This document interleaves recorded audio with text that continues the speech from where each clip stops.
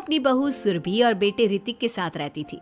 कुसुम के पति सुरेश काम के सिलसिले में अक्सर शहर से बाहर ही रहते थे। एक दिन वो अपने घर आए और कुसुम के लिए बहुत सारी दवा लेकर आए। भाग्यवान, कहाँ हो तुम? अरे आ गए आप।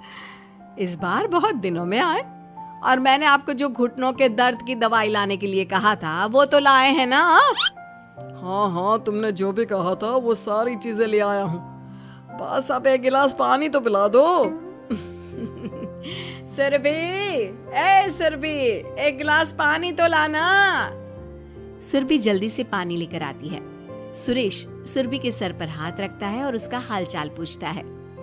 बहू, ये तुम्हारी सास के लिए मैं कुछ दवाई लाया था, तुम देख लो ये दवा। तुम्हारी सास तो है बुलक्कड़, किसी और दवाई की जगह कोई और दवाई खा लेगी तो लेने के देने पड़ जाएंगे। सुरेश एक एक करके सुरभि को दवाई बताने लगा। देखो, यह घुटने के दर्द की दवा है। यह घुटनों के दर्द के लिए मालिश का तेल है, रोज रात को मालिश करनी है इससे। ये बीपी की दवा और ये कमर दर्द की। एक दवाई की शीशी हाथ में लेकर कहते हैं, लेकिन ये दवाई किस चीज की है? लगता है मेडिकल वाले ने गलती से दे दिया। सुरेश कुछ दिन अपने घर वालों के साथ रहता है और फिर शहर से बाहर चला जाता है। सुरभि रोज अपनी सास को दवाई दे देती है, लेकिन एक दिन वो घर के काम में बहुत व्यस्त होती है और अपनी सास को दवाई देना भूल जाती है। लगता है सुरभि को आज बहुत ज्यादा काम है। चलो कोई बात नहीं, मैं खुद ही दवा ले लेती हूँ। अरे वाह, ये दवाई तो बहुत स्वादिष्ट है, थोड़ी सी और पी लेती हूँ। इस तरह कुसुम थोड़ी थोड़ी करके हंसते वाली दवाई की पूरी बोतल ही पी लेती है। माँ जी, आज मेरे मायके वाले आ रहे हैं, भैया का फोन आया था। क्या कहा, मायके वाले? अरे तो तू यहाँ क्यों खड़ी है? खाने में कुछ अच्छा सा बना ले। माँ जी, आप इतना हंस क्यों रही हो? आप मेरे मायके वालों का मजाक तो नहीं बना रही हो ना? नहीं नहीं नहीं, मैं कहाँ मजाक बना रही हूँ। मैं तो बस बता रही हूँ। माँ जी, आप झूठ भी बोलती हैं, आप अभी तो हंस रही थी। कुसुम हंसती ही रहती है। सुरभि वहां से चली जाती है और खाने की तैयारी में लग जाती है। थोड़ी देर बाद सुरभि का भाई और सुरभि की माँ आते हैं। कुसुम उन्हें अंदर बिठाती है और अपनी सास को बुला लाती है। समधन जी, कैसी हैं आप? मैं तो ठीक हूँ। आप बताइए, आप कैसे? आंटी जी, आप इतना हंस क्यों रही हो? मैं कहाँ हंस रही हूँ बेटा। जब कुसुम लगातार हंसे जा रही थी तो उन्हें इंसल्ट फील हुई और वे वहां से जाने लगे। अच्छा बहन जी, हम चलते हैं। आपकी मेहमान नवाजी का बहुत बहुत शुक्रिया। सुरभि की माँ जा ही रही थी, तभी उसका पैर फिसल गया और वो बहुत तेज गिरी। माँ, आप ठीक तो है? अरे बहन जी, आप ठीक तो है? आपको चोट तो नहीं लगी ना? आप मुझसे पूछ रही हैं या मेरा मजाक उड़ा रही हैं? बहन जी, पहले तो आप इतनी बदतमीज नहीं थी, लेकिन अब क्या हो गया है आपको? माँ, आप ठीक तो है ना? अंदर चलिए, मेरे कमरे में आराम कर लीजिए। नहीं सुरभि, हम जा रहे हैं। हमें अपना मजाक और उड़वाने का शौक नहीं है। और सुरभि, तुम अपनी सास का इलाज कराओ। इस तरह सुरभि के मायके वाले चले गए तो सुरभि का गुस्सा चौथे आसमान पर था। उसने अपनी सास से कहा, माँ जी, आपने मेरे भाई और मेरी माँ के साथ ऐसा क्यों किया? अगर आपको उनका यहाँ आना अच्छा नहीं लगा तो आप मुझसे बोल देती। इस तरह उनकी इंसल्ट करने की क्या जरूरत थी? नहीं बहू, मैंने कुछ नहीं किया। अरे भला मुझे क्या पड़ी है जो तेरे घर वालों का मजाक उड़ाऊंगी? देखिए देखिए माँ जी, आप अब भी हंस रही हैं। आपसे तो बात करना ही बेकार है। सुरभि वहां से चली जाती है। अगली सुबह सुरभि को बहुत तेज बुखार हो जाता है और कुसुम उसे आवाज लगाती हुई उसके कमरे में जाती है। सुरभि, सुरभि, क्या हुआ?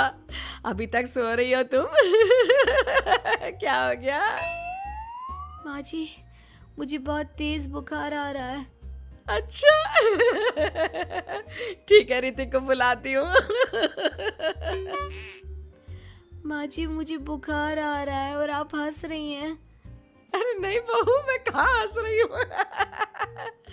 वो तो मेरी हंसी रोक ही नहीं रही है। माँ जी जब आपकी तबीयत खराब होती है तो मैं आपका कितना ख्याल रखती हूँ और आप मुझ पर हंस रही हो। चली जाओ आप यहाँ से।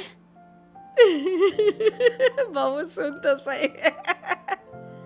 नहीं माँ जी आप जाओ यहाँ से। अब तो आपके बेटे ही आपसे बात करेंगे और मैं पापा जी को भी बताऊंगी कि आजकल आप क्या कर रही हैं। जब ऋतिक घर आया तो सुरभि ने उसे सारी बात बताई। मुझे तुम्हारी बात पर विश्वास नहीं हो रहा। माँ तो तुमसे बहुत प्यार करती है, फिर वो तुम्हारा और तुम्हारे घर वालों का मजाक क्यों उड़ाएंगी? खैर अभी छोड़ो इस बात को, अभी तो तुम मेरे साथ चलो, तुम्हारी दवाई ले आते हैं। कुछ दिन में सुरभि ठीक हो गई। एक दिन ऋतिक को पता चला कि उसकी मौसी के बेटे राहुल की तबीयत बहुत खराब है, तो वो अपनी माँ और पत्नी को लेकर हॉस्पिटल पहुंचा। मौसी जी कैसे हैं राहुल भैया? बेटी इतने दिन हो गए मेरे राहुल को बीमार हुए, लेकिन उसकी तबीयत में कोई सुधार नहीं आ रहा। अरे छोटी, हुआ क्या है राहुल बेटे को? कुछ बता तो सही। माँ आप हंस क्यों रही हो? कहाँ हंस रही हो बेटा? मैं तो अपनी बहन के बेटे के लिए परेशान हूँ। माँ ये क्या तरीका है?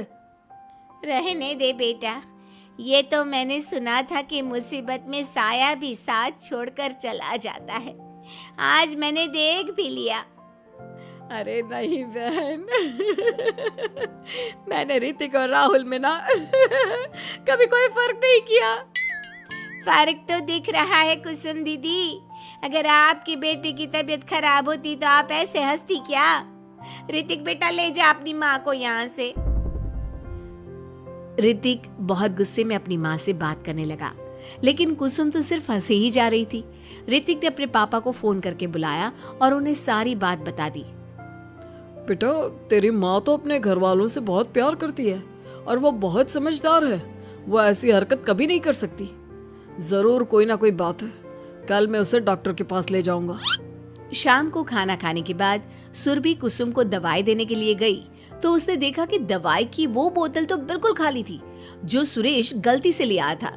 सुरभि ने वो बोतल सबको दिखाई।